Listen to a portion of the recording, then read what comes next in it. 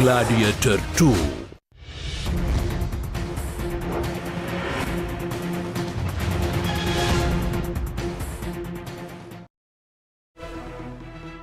ராமேஸ்வரத்திலிருந்து கடலுக்கு மீன்பிடிக்க சென்ற மீனவர்கள் 23 பேர் இலங்கை கடற்படையினரால் கைது செய்யப்பட்டனர்.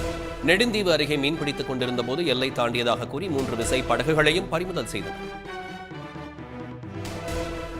விருதுநகர் மாவட்டத்தில் 2வது நாளாக இன்று முதலமைச்சர் மு.க. ஸ்டாலின் கள ஆய்வு மேற்கொள்கிறார். நேற்று நடந்த கள ஆய்வுக்கு பின்னர் ரோட் ஷோ நடத்திய முதலமைச்சருக்கு சாலையின் இருபுறங்களிலும் பொதுமக்கள் திரண்டு உற்சாக வரவேற்பளித்தனர்.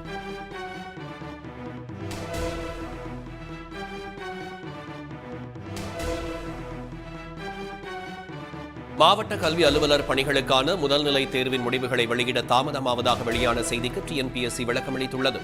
உயர்நீதிமன்ற தீர்ப்பின் அடிப்படையில் விதிகளில் மாற்றம் மேற்கொள்ளப்படுவதாக தேர்வாணையம் தெரிவித்துள்ளது. தமிழ்நாடு உள்ளிட்ட 4 மாநிலங்களுக்கு வரவேண்டிய பல ஆயிரம் கோடி ரூபாய் முதலீடுகளை ஒன்றிய அரசு குஜராத்துக்கு திருப்பிவிட்டது தொடர்பாக பரபரப்பு தகவல்கள் வெளியாகியுள்ளன. குஜராத்தில் தொழில் தொடங்க சில நிறுவனங்களுக்கு ஒன்றிய அரசு சலுகைகளை வாரி வழங்கியிருப்பதாகவும் குற்றச்சாட்டு எழுந்துள்ளது. தென்மேற்கு வங்கக்கடல் பகுதிகளின் மேல் நிலவும் வளிமண்டல கீழடுக்கு சுழற்சி காரணமாக காற்றழுத்த தாழ்வு பகுதி அடுத்த 36 மணி நேரத்தில் உருவாகும் என்று வானிலை மையம் கூறியுள்ளது. காற்றழுத்த தாழ்வு பகுதி அடுத்த 2 நாட்களில் தமிழ்நாடு இலங்கை கடலோர பகுதிகளை நோக்கி நகரக்கூடும் என்றும் தெரிவிக்கப்பட்டுள்ளது. மழையை எதிர்கொள்ள அனைத்து முன்னேற்பாடுகளும் செய்யப்பட்டுள்ளதாக துணை முதலமைச்சர் உதயநிதி ஸ்டாலின் தெரிவித்துள்ளார். சென்னை சேப்பாக்கம் திருவல்லிக்கேணி தொகுதியில் 3500 பேருக்கு நலத்திட்ட உதவிகளை வழங்கிய பின்னர் அவர் இதை தெரிவித்தார். திமுக கூட்டணியில் விவாதம் உண்டு, ஆனால் விரிசல் கிடையாது என்று மார்க்சிஸ்ட் கம்யூனிஸ்ட் மாநில செயலாளர் பாலகிருஷ்ணன் தெரிவித்துள்ளார். உளுந்தூர்பேட்டையில் நடைபெற்ற பொதுக்கூட்டத்தில் பேசிய அவர் திமுக கூட்டணியில் குழப்பத்தை ஏற்படுத்த முடியாதா என பலர் கவலையில் உள்ளதாக கூறினார். பழம்பெரும் நடிகர் டெல்லி கணேஷ் வயது மூப்பு காரணமாக சென்னை ராமாபுரத்தில் உள்ள தனது இல்லத்தில் காலமானார். அவருக்கு வயது 81. நெல்லை அருகே வள்ளநாட்டில் பிறந்து கே. பாலச்சந்திரன் பட்டின பிரவேசம் படம் மூலம் திரையுலகில் அறிமுகமானவர். 400க்கும் மேற்பட்ட படங்களில் பல்வேறு கதாபாத்திரங்களில் தனி முத்திரை பதித்துள்ளார். டெல்லி கணேஷ் மறைவுக்கு திரைத்துறையைச் சேர்ந்த பலரும் இரங்கல் தெரிவித்து வருகிறார்கள். ராமாபுரத்தில் உள்ள வீட்டில் பொதுமக்களின் அஞ்சலிக்காக உடல் வைக்கப்பட்டுள்ளது. டெல்லி கணேஷின் உடல் நாளை காலை தகனம் செய்யப்பட உள்ளதாக அவரது மகன் மகாதேவன் தெரிவித்தார். அமெரிக்க அதிபர் தேர்தலில் வெற்றி பெற்ற டொனால்டு டிரம்ப் தற்போதைய அதிபர் பைடன் இடையிலான சந்திப்பு வரும் புதன்கிழமை வெள்ளை மாளிகையில் நடைபெறவுள்ளது. அதிபராக தேர்ந்தெடுக்கப்பட்ட டிரம்புக்கு வாழ்த்து தெரிவித்த பைடன் வெள்ளை மாளிகை வருமாறு அவருக்கு அழைப்பு விடுத்தார். உதகை நகராட்சி ஆணையர் ஜஹாங்கீர் பஷாவிடம் 11,70,000 ரூபாயை லஞ்ச ஒழிப்பு போலீசார் பறிமுதல் செய்தனர். சுமார் 6 மணி நேரம் விசாரணையும் நடத்தினர். லஞ்ச பணத்துடன் காரில் சொந்த ஊர் சென்று கொண்டிருந்தவரை தொட்டபெட்டா பிரிவு பகுதியில் போலீசார் மடக்கினார்கள். ஈரோடு சேனாதிபதி பாளையம் வடக்குறிச்சி பாஜக எம்எல்ஏ சரஸ்வதிக்கு சொந்தமான பள்ளியில் மாணவருக்கு நடந்த ராகிங் கொடுமையை மறைக்க நிர்வாகம் முயற்சிப்பதாக புகார் எழுந்துள்ளது. விடுதிக்கு புதிதாக வந்தவரை சக மாணவர்கள் 20 பேர் ராகிங் செய்து தாக்கியதாக கூறப்படுகிறது. ஆண்டிப்பட்டியில் வரத்து மிகவும் குறைந்திருப்பதால் கத்திரிக்காயின் விலை உயர்ந்துள்ளது. சந்தையில் 1 கிலோ 60 ரூபாய்க்கு ஏலம் போகும் கத்திரிக்காய் கடைகளில் 70 ரூபாய்க்கு விற்கப்படுகிறது. கடந்த வாரம் 1 கிலோ 20 முதல் 25 ரூபாய் வரை கத்திரிக்காய் ஏலம் போனது. உலக புகழ்பெற்ற தஞ்சை பெரிய கோயிலில் மாமன்னன் ராஜராஜ சோழனின் 1039ஆம் ஆண்டு சதய விழா நடைபெற்றது. இதையொட்டி பெரிய கோயிலில் 700 கலைஞர்கள் பங்கேற்ற ராஜராஜ சோழன் விஜயம் என்கிற நாட்டிய நிகழ்ச்சி பார்வையாளர்களை கவர்ந்தது. காஞ்சிபுரம் அண்ணா அரங்க மைதானத்தில் தமிழர்களின் பாரம்பரிய கலைகளை ஊக்குவிக்கும் வகையில் சங்கமம் கலை திருவிழா நடைபெற்றது. விழாவில் 400 கிராமிய கலைஞர்கள் கலந்து கொண்டு தப்பாட்டம், கரகாட்டம், ஒயிலாட்டம், மயிலாட்டம் ஆடி அசத்தினார்கள்.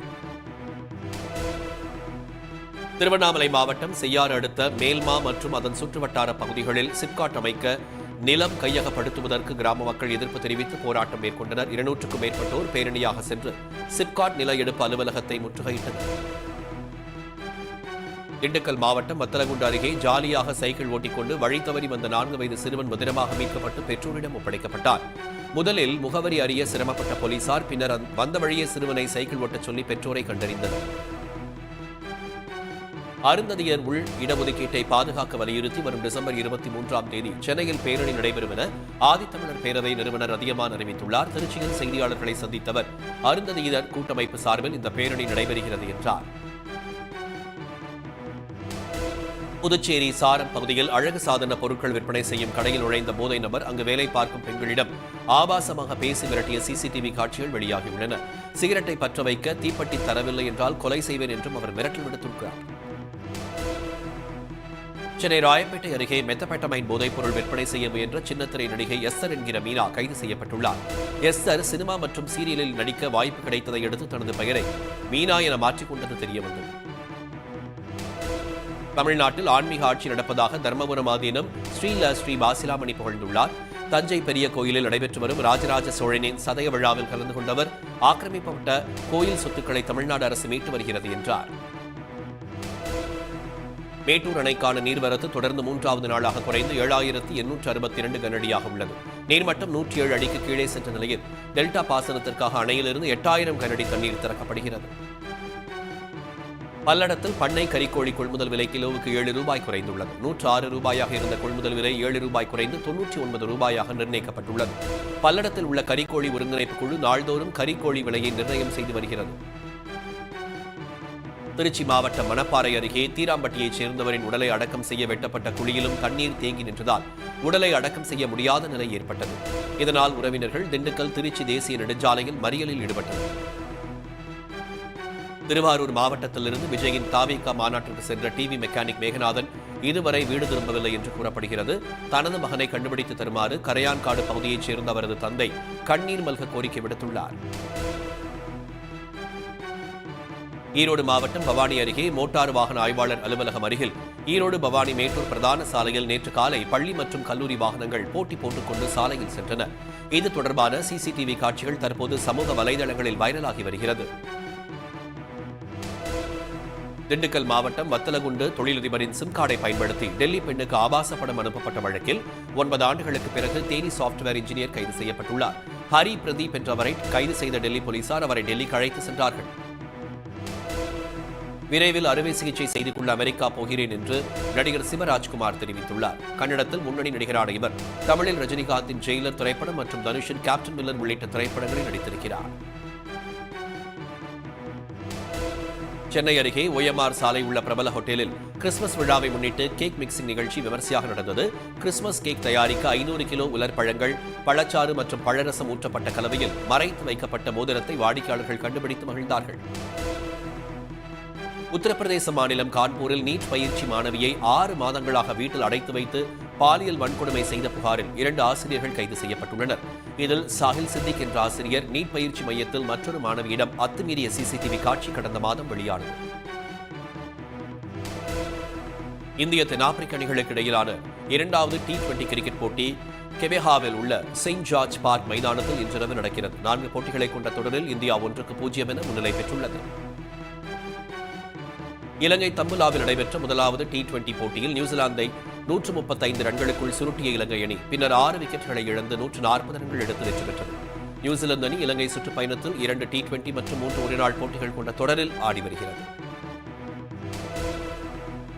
சர்வதேச T20 கிரிக்கெட்டில் அதிக ரன் குவித்த இலங்கை வீரர் பட்டியலில் குசல் பெரேரா முதலிடம் பிடித்துள்ளார். நேற்று நியூசிலாந்துக்கு எதிராக 23 ரன்களை எடுத்ததன் மூலம் தனது மொத்த கணக்கை அவர் 1904 உயர்த்தி தில்ஷனை பின்னுக்கு தள்ளினார். இந்தியாவில் கிரிக்கெட் விளையாடுவது குறித்து தாங்களும் பரிசீலிக்க நேரிடும் என்று பாகிஸ்தான் கிரிக்கெட் வாரிய தலைவர் சையத் மொஷீன் நக்வி தெரிவித்தார். சாம்பியன் டிராபி தொடரில் அங்கு சென்று இந்திய வீரர்கள் விளையாட மாட்டார்கள் என்று BCCI தெரிவித்திருப்பதே இதற்கு காரணம். மறைந்த நடிகர் டேனியல் பாலாஜி நடித்த BB-180 திரைப்படத்தின் ஃபர்ஸ்ட் லுக் போஸ்டர் வெளியாகியுள்ளது. மருத்துவத் துறையில் நடக்கும் பிரச்சனைகளை பற்றிய படமாக உருவாகியுள்ள BB-180 படப்பிடிப்பு நிறைவடைந்ததாக அறிவிக்கப்பட்டுள்ளது. தென்னிந்தியாவில் உதவி இயக்குநர்களுக்கு தகுதியான ஊதியம் கிடைக்காதது வேதனை அளிக்கிறது என்று நடிகை சாய் பல்லவி தெரிவித்தார். மும்பையில் அமரன் படத்தின் ப்ரமோஷன் நிகழ்ச்சியில் செய்தியாளர்களின் கேள்விக்கு பதிலளித்த அவர் பாலிவுட்டில் அவர்கள் நிலை பரவாயில்லை என்றார். ரஞ்சி கோப்பை கிரிக்கெட்டில் தமிழ்நாடு அசாம் அணிகள் இடையேயான ஆட்டம் டிராவில் முடிந்தது. குவஹாத்தியில் நடந்த போட்டியின் முதல் இன்னிங்ஸில் தமிழ்நாடு 338 ரன்களும் அசாம் அணி 445 ரன்களும் எடுத்தன. பின்னர் 2வது இன்னிங்ஸை தொடங்கிய தமிழ்நாடு 2 விக்கெட்டுகளுக்கு 217 ரன்கள் எடுத்திருந்த போது டிரா ஆனது. மாட்ரிடில் நடைபெற்ற லாலிகா கால்பந்தாட்டத்தின் போது ரியல் மாட்ரிட் வீரர் இடர் மிலட்டோவா முழங்காலில் பலத்த காயமடைந்து மைதானத்திலேயே கதறியதால் பரபரப்பு ஏற்பட்டது. இதனால் அவர் அடுத்த சில மாதங்களுக்கு போட்டியில் கலந்து கொள்ள முடியாது. அமெரிக்காவில் நடைபெற்று வரும் மேஜர் லீக் கால்பந்து தொடரில் நியூயார்க் சிட்டி அணி அரையிறுதிக்கு முன்னேறி அசத்தியுள்ளது. கிழக்கு மாகாண அணிகளுக்கிடையேயான போட்டியில் நியூயார்க் அணி பெனால்டி ஷூட் அவுட்டில் உள்ளூரின் சின்சினாட்டி அணியை தோற்கடித்தது. அமெரிக்க அதிபர் தேர்தலில் ட்ரம்ப் வெற்றி பெற்றுள்ள நிலையில் ஐரோப்பிய யூனியனின் முழு ஆதரவு உக்ரைனுக்கு உண்டு என்று அந்த அமைப்பு உறுதிப்படுத்தியுள்ளது. உக்ரைனின் கீவ் நகருக்கு அரசுமுறை பயணமாக சென்றுள்ள ஐரோப்பிய யூனியன் வெளியுறவுத்துறை அதிகாரி போரல் இதை அறிவித்தார். ஆஸ்கர் மற்றும் ரஃபேல் சூறாவளியால் கடுமையாக பாதிக்கப்பட்டுள்ள கியூபாவுக்கு ரஷ்யா 80,000 டன் டீசல் வழங்க முன்வந்துள்ளது. இதன் மூலம் பல நாட்களாக மின் விநியோகமின்றி இருண்டு கிடக்கும் கியூபாவில் மின் சேவையை மீட்டெடுக்கும் முயற்சி மேற்கொள்ளப்படும். டொமினிக்கன் குடியரசு நாட்டிலிருந்து பெல்ஜியத்திற்கு கடத்தப்பட இருந்த 2 டன் கொக்கைன் போதைப் பொருட்களை அந்நாட்டு அதிகாரிகள் பறிமுதல் செய்தார்கள். இதன் மூலம் கப்பல் கண்டெய்னரை பயன்படுத்தி பனாமா வழியாக போதைப் பொருட்கள் கடத்தல் தடுக்கப்பட்டுள்ளது. ருமேனிய நாட்டில் கிராம பள்ளியில் மாணவர்களின் கற்றலை மேம்படுத்தவும் மற்றவர்களுடன் நேசமுடன் இருக்க கோழி மற்றும் வாத்துகளை கையாளும் பயிற்சி அளிக்கப்பட்டது. கோழி மற்றும் வாத்துகளை மாணவர்கள் கையாளுவதால் அவர்களிடம் ஒருவித மன அமைதி ஏற்படுவதாக ஆசிரியர்கள் தெரிவிக்கின்றனர். பனிப்போர் காலகட்டத்தில் கிழக்கு மற்றும் மேற்கு ஜெர்மனியை பிரிக்கும் வகையில் எழுப்பப்பட்ட பெர்லின் சுவர் இடிக்கப்பட்ட 35வது ஆண்டு நிறைவு விழா உற்சாக பெருக்குடன் கொண்டாடப்பட்டது. சுதந்திர திருவிழா என்ற பெயரில் இன்னிசை கச்சேரி, வான வேடிக்கை நிகழ்ச்சிகள் நடைபெற்றன. ஸ்பெயினில் பெரும் சேதத்தை ஏற்படுத்திய வெள்ள பாதிப்பை தடுக்க தவறிய அரசை கண்டித்து ஆயிரக்கணக்கானோர் பேரணியாக சென்றனர். சிட்டி ஹால் பகுதியிலிருந்து பேரணியாக சென்ற வேலன்சியா நகர மக்கள் மெரிசஸ் சதுக்கத்தில் ஒன்று கூடி அரசுக்கு எதிராக கண்டன முழக்கங்களை எழுப்பினார்கள். நியூயார்க்கில் உள்ள லா கார்டியா விமான நிலையத்தில் சந்தேகத்துக்குரிய வகையில் பை ஒன்று கண்டுபிடிக்கப்பட்டதை அடுத்து பயணிகள் அனைவரும் வெளியேற்றப்பட்டார்கள். வெடிகுண்டு நிபுணர்களின் சோதனைக்கு பின் அச்சுறுத்தல் இல்லை என உறுதி செய்யப்பட்டது. புஷ்அப்ஸ் எனப்படும் தண்டாலை அதிக முறை எடுத்து ரோஹிதா சௌத்ரி என்ற குஜராத் இளைஞர் கின்னஸ் உலக சாதனை படைத்துள்ளார். 703 தண்டால் எடுத்ததன் மூலம் பாகிஸ்தான் நபரின் 534 புஷ்அப் சாதனையை இவர் முறியடித்துள்ளார். செயற்கை நுண்ணறிவு தொழில்நுட்பத்தால் உருவாக்கப்பட்ட ஜடா எனும் பெண் ரோபோ வரைந்த ஓவியம் 11 கோடி ரூபாய்க்கு மேல் விற்பனையாக உள்ளது. ஜடா ரோபோ நவீன கம்யூனிட்டிங் தந்தை என அழைக்கப்படும் ஆலன் டூரிங் உருவத்தை வரைந்திருந்தது. உலகின் மிக அதிகமாக விற்பனை செய்யப்பட்ட புதிர் விளையாட்டுப் பொருளான ரூபிக் கன சதுரம் கண்டுபிடிக்கப்பட்டு 50 ஆண்டுகள் நிறைவடைந்தது. ரூபிக் கியூபை கண்டுபிடித்த எர்னோ ரூபிக் உலக கியூப் சாம்பியன்கள் ரசிகர்கள் புடைசூழ 50 ஆண்டுகள் நிறைவை கொண்டாடி மகிழ்ந்தார். பாகிஸ்தானில் சிறையில் உள்ள முன்னாள் பிரதமர் இம்ரான் கானை விடுதலை செய்யக்கோரி அவரது பிடிஐ கட்சி மற்றும் ஆதரவு கட்சிகளைச் சேர்ந்த ஆயிரக்கணக்கானோர் பேரணியாக சென்றனர். சுவாமி என்ற இடத்தில் நடந்த பேரணியில் இம்ரான் கானின் பழைய காணொலிகள் பெரிய திரைகளில் ஒளிபரப்பப்பட்டது.